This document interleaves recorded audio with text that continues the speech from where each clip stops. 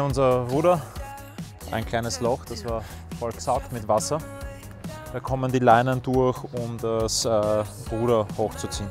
Bevor wir starten, müssen wir ein bisschen unser Foil präparieren, damit quasi nur die Stelle mit Harz befüllt wird, die wir auch brauchen. Und da, wo wir es reinfüllen wollen, müssen wir es ein bisschen ausschneiden.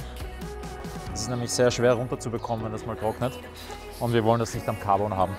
So, als nächstes wird gemischt.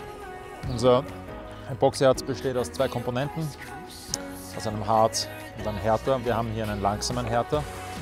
Die Mischform ist 2:1.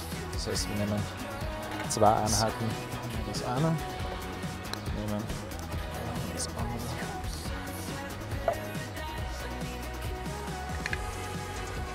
Und jetzt ca. die Hälfte davon im Härter.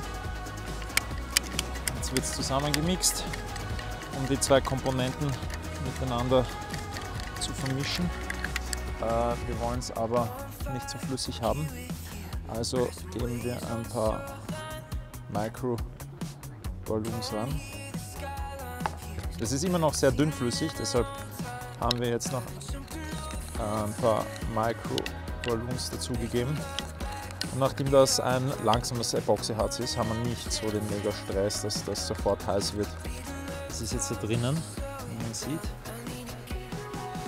Es ist wichtig eben, dass keine Luftblasen sind. Wir nehmen das Überflüssige weg. Also man könnte es jetzt schon so lassen, aber man sieht, es ist so ein Tippel. Und damit dieser Tippel erst gar nicht entsteht und damit wir danach nicht schleifen müssen, tape ich jetzt einfach noch eine Lage drauf. Jetzt haben wir unser Ruder auf den Kopf gestellt, nachdem das Loch da oben ist, damit das nicht alles reinrinnt ins Ruder.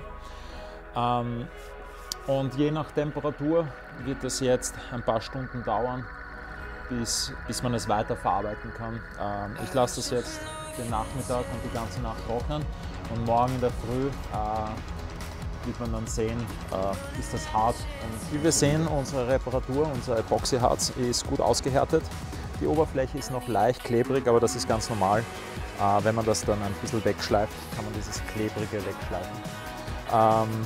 Jetzt könnte man das Loch wieder neu aufbohren und eben ein neues Schnürdel fixieren.